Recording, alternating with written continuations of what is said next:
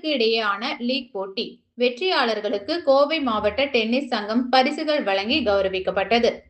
கோவை மாவட்ட டென்னிஸ் சங்கம் சார்பில் நடத்தப்பட்ட 2026ஆம் ஆண்டுக்கான கிளப்புகளுக்கு இடையேயான லீக் டென்னிஸ் போட்டியில் வெற்றி பெற்ற அணிகள் மற்றும் வீரர்களுக்கு பரிசுகள் வழங்கும் விழா நவ இந்தியாவில் உள்ள இந்துஸ்தான் கலை மற்றும் அறிவியல் கல்லூரியின் பாரதியார் அரங்கில் நடைபெற்றது.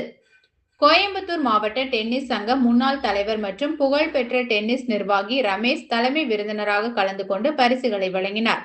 1977ஆம் ஆண்டு கோவையில் நடைபெற்ற வரலாற்று சிறப்புமிக்க டேவிஸ் கோப்பை போட்டியை தொடர்ந்து 1978ஆம் ஆண்டு தொடங்கப்பட்ட இந்த கிளப்புகளுக்கு இடையான லீக் போட்டி இந்த ஆண்டுடன் தொடர்ந்து 48வது ஆண்டை நிறைவு செய்துள்ளது.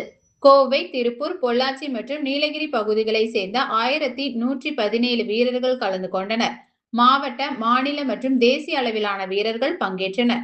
விழாவில் பேசிய சங்க செயலர் சதீஷ்குமார் நாயர், கடந்த 5 சதாப்தங்களுக்கும் மேலாக டென்னிஸ் விளையாட்டின் வளர்ச்சியில் சங்கம் முக்கிய பங்காற்றி வருவதாக தெரிவித்தார்.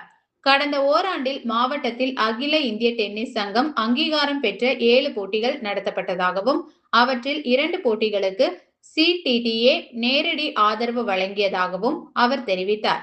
பரிசளிப்பு விழாவை தொடர்ந்து வீரர்கள், கிளப் பிரதிநிதிகள், நிர்வாகிகள் மற்றும் டென்னிஸ் அமைப்பை சேர்ந்த பலர் கலந்து கொண்ட இரவு விருந்து அளிக்கப்பட்டது.